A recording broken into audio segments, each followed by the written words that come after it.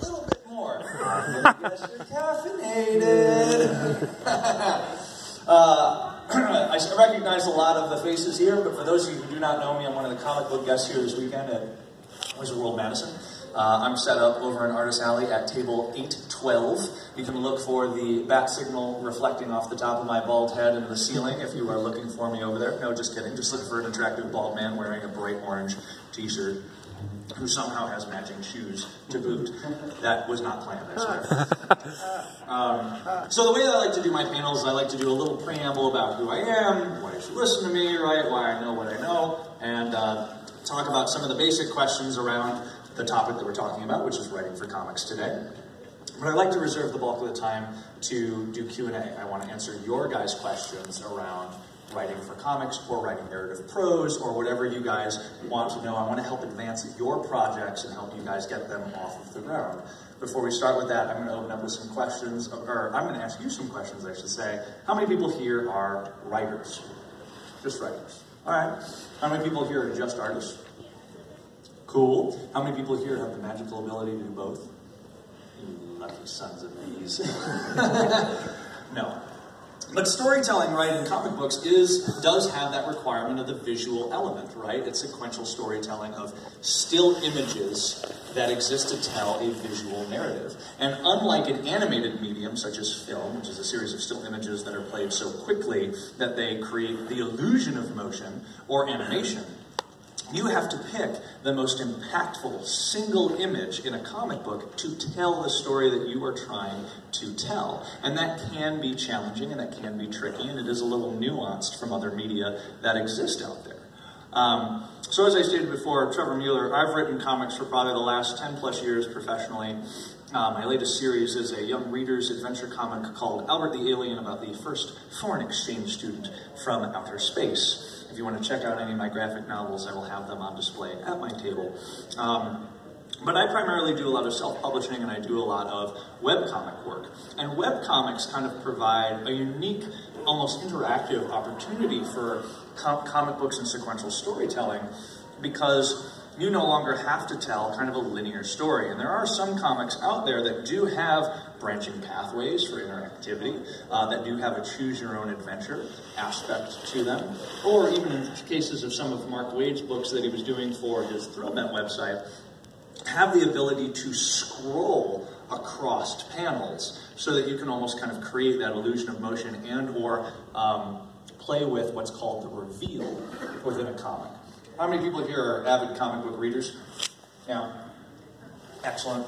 So comic books, right, tend to have kind of a cliffhanger that appeals within the odd numbered pages, because that is the page that you turn. The even number pages tend to have a reveal, at least at the beginning of a new scene or something like that. It's a common thing that tends to appear in there. So it's not uncommon for you to see things on odd numbered pages that will end in a question, or end in a cliffhanger, or end in somebody kind of reacting to something off panel, so that when you turn the page, you can either have the reveal or you cut to a new scene because you really want to torture your readers.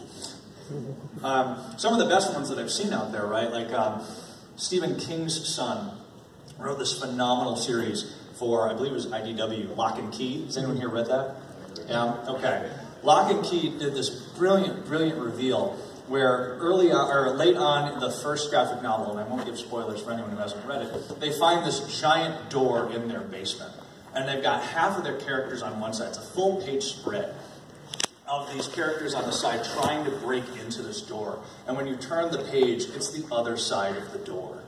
Nice. Right? There are cool things that you can kind of do within comics because you've got that physical and tactile approach to it that is not possible to do in other media. Simultaneously within comic books, right, the real estate that you take up within the page, the size of your panels, as an example, allow you to control the pacing of the story that you're doing, as well as control the emotion in a way that film, which is in kind of a standard format, right, really doesn't allow you to do. And I'll give you one of my favorite examples, which was from Mark Miller's run on the Ultimates book for Marvel, which was later used to create their Avengers series. So how many people here are familiar with the Avengers? Okay, so if I say Quicksilver, you know who I'm talking about? Mm-hmm. He was also in the X-Men movies. It was like the best part of X-Men Apocalypse. So Quicksilver and the Avengers are fighting this international band of anti-Avengers characters, right? And Hawkeye is fighting the Speedster from the bad guy's side. So they have this amazing fight scene that goes on for 3 pages. That starts with the villainous Speedster uppercutting Hawkeye.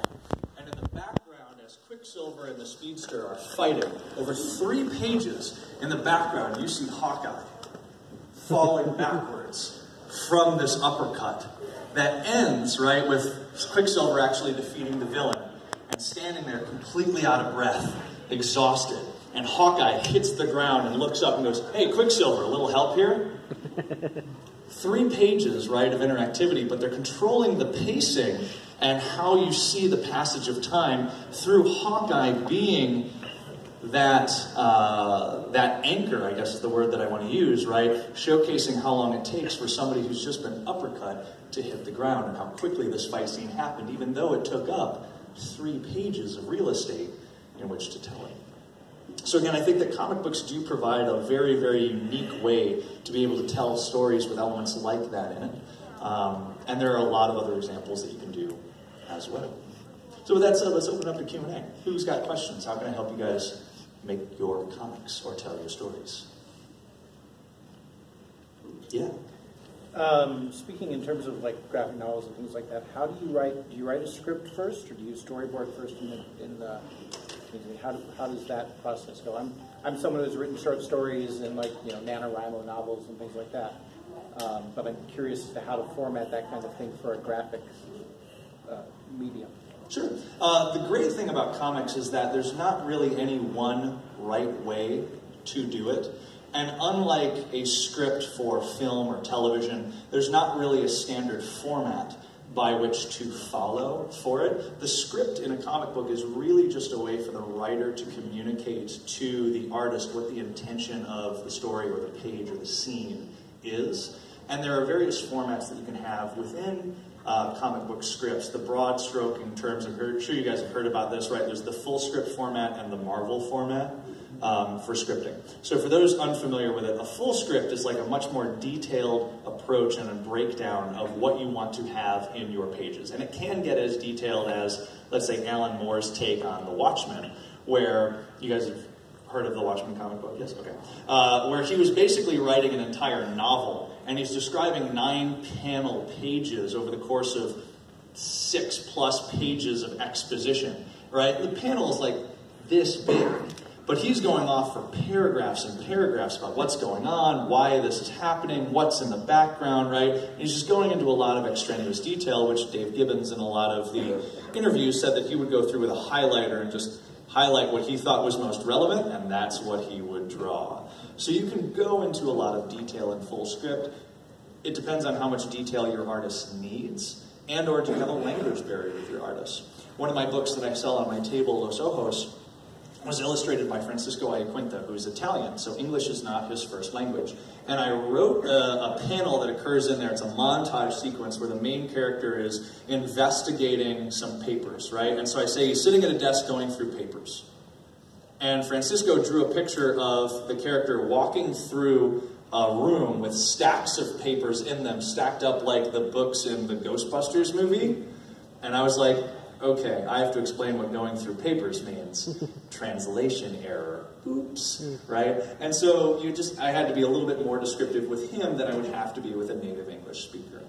Now, the juxtaposition of full script is going to be the Marvel style. And this is something that Stan Lee really kind of revolutionized and I think probably created when he was working on 12+ books at Marvel back in the day. And it's a much more free-form style, and it's a way that certain writers in the industry like to work. I was on a panel with Dan Jurgens, who said that he exclusively likes to work in the Marvel style. It puts a little bit more onus and responsibility on the artist to do the storytelling, where you can be as undescriptive as saying things like, let's take a Stan Lee example, Peter Parker and Mary Jane Watson go shopping for coats and get attacked by the Vulture 24 pages ago. right? But you can also sit there and say, on page 1, this kind of happens, and you pick how many panels, and you figure out, you know, how to kind of lay it out, and I'm just going to fill in the dialogue either an hour later, or I'll adjust it later. And it's a little bit more of a collaboration between the artist and the writer, and again, puts a little bit more impetus on the artist to do the visual storytelling aspect. Now, you need an artist that's going to be very confident in their abilities to do visual storytelling, and you need to have an eye for what kind of story you're trying to tell and make sure that they are really delivering against that particular type of story if you go with a Marvel style. I tend to gravitate on the spectrum a little bit more towards the full script side of things, because I like everything on the spectrum, just because I like to give my artists the freedom to do what they want to do, but I want to tell them what my vision is. My vision is not immobile. It's not a giant rock that can't be moved. I recognize that comic books is a collaborative medium and should be something that the artist has the ability to put their input on. So at the beginning of every single one of my scripts, I always say, I have provided with you some layout descriptions within this script, but I'm not married to it. If you've got a better way to tell this story, if you think that a different layout would work better, show it to me, and let's review. And we'll usually address that within the layout phase. And so layouts are something that we tend to do when we review the scripts. I usually try to contract with my independent artists to do at least 2 rounds of layouts, preferably 2 rounds of pencils if they're necessary, and then 1 round of inks. And the reason being is that if I haven't addressed any major issues within the first 2 rounds of layouts and the first 2 rounds of pencils, then I'm not communicating my story correctly or properly to that artist. Now, with that said, from the writing side of things, right, how do you kind of build up a script? Again, there's no single one way to do this. I follow a little bit more rigorous of a methodology for building up my scripts, only because I've found that it works well for me. Other professional writers out there in comic books, like Mark Waid, for example, just sit down and write page 1, panel 1, boom, and they just start going. Right? No outline, no nothing to move from. They have it in their head, they know how they're going to pace it, and they just edit it later, or they have the editor help them with it as it goes. The format that I kind of follow is a 3-step process, which starts off with, well, I guess a 4-step process. So the first step on there is I usually try to write like a sentence or 2 about what is the purpose of the story that I'm trying to tell. What's the summary of it, the pitch almost, if you will. So this issue, Albert the Alien, let's take the first issue of Albert the Alien as an example, is a new student in school, and his alien school supplies take over the classroom because they think they can do a better job teaching. Right? That's the premise of what I'm going to put into 24 pages of comic.